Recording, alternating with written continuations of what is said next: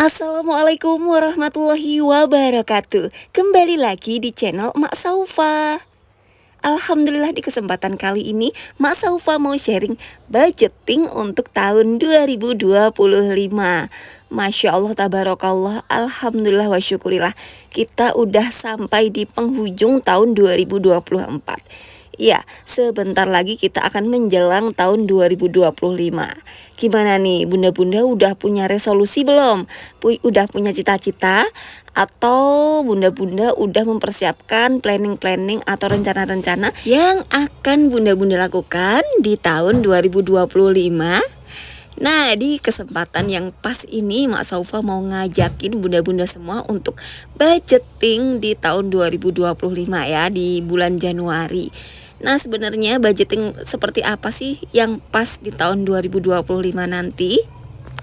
Sebelum Mak bahas di budgeting, di sini Mak Saufa akan mengafirmasi bahwa semoga dengan budgeting, dengan mengelola keuangan seperti ini, maka keuangan kita akan menjadi lebih baik dari waktu ke waktu. Rezeki lancar, halal, berkah, dan juga barokah. Amin Allahumma amin. Ada beberapa hal yang bisa kita lakukan untuk mewujudkan cita-cita kita, yaitu mewujudkan keuangan yang lebih baik dari waktu ke waktu. Kita bisa memulai dengan mengelola keuangan, hemat, mencari penghasilan tambahan, konsisten, dan juga tabungan. Itu adalah beberapa poin yang bisa kita lakukan untuk mewujudkan cita-cita kita mengelola keuangan yang lebih baik. Nah, bunda-bunda, di situ kan ada beberapa poin, jadi kita bisa mulai mencobanya 1 poin, 2 poin gitu ya, dan seterusnya. Nah, selanjutnya kita juga harus konsisten juga ya. Ngomongin budgeting yang pas di tahun 2025, ini tuh sesuai pengamatan emak ya. Jadi di sini akan emak kelompokkan pengeluaran yang banyak digunakan oleh ibu-ibu rumah tangga. Di antaranya meliputi kewajiban, kebutuhan, keluarga, tabungan, dan juga hiburan. Nah, dari beberapa pengelompokan pengeluaran tersebut bisa kita presentasikan ya. Jadi contohnya dari kewajiban ini 30% contohnya. Terus untuk kebutuhannya di sini 50% dari penghasilan yang diterima. Selanjutnya untuk keluarga 10%, untuk hiburan 5%, tabungan juga 5%. Dan apabila ada alokasi yang lain, contoh alokasi sedekah di mana, Mak? Nah, di sini bisa kita kembangkan ya. Contohnya untuk alokasi sedekah bisa dikeluarkan di hiburan. Jadi hiburan tersebut 5%, bisa dipecah lagi untuk sedekahnya sekian, untuk hiburannya sekian. Terus contohnya lagi ada dana darurat, masuknya di tabungan. Jadi tabungannya bisa dipecah lagi. Contohnya untuk tabungannya sekian, untuk dana daruratnya sekian, seperti itu ya. Nah, kalau di emak sendiri, dari pengeluaran emak itu kan banyak banget ya. Kewajiban-kewajiban emak banyak banget. Di sini emak bisa ngambilnya itu di kewajiban dan kebutuhan. Itulah kenapa pengeluaran-pengeluaran untuk kebutuhan itu emak tekan sedemikian rupa, karena memang untuk kebutuhan kewajiban emak itu udah banyak banget ya.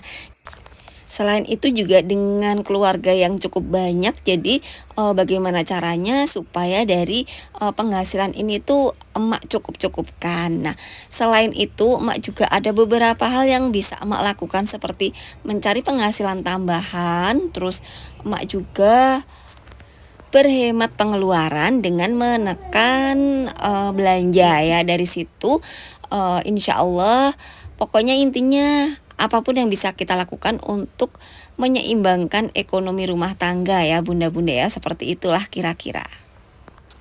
Karena tujuan mengelola keuangan setiap keluarga itu kan beda-beda ya bunda-bunda. Ada yang tujuannya untuk pendidikan, ada yang tujuannya untuk contohnya aja kayak untuk rumah, untuk pengeluaran-pengeluaran primer seperti rumah, kendaraan, dan lain sebagainya seperti itu. Jadi itu tuh bisa disesuaikan sama penghasilan yang dimiliki oleh para bunda-bunda semua. Contohnya aja bunda ada yang penghasilannya 3 juta.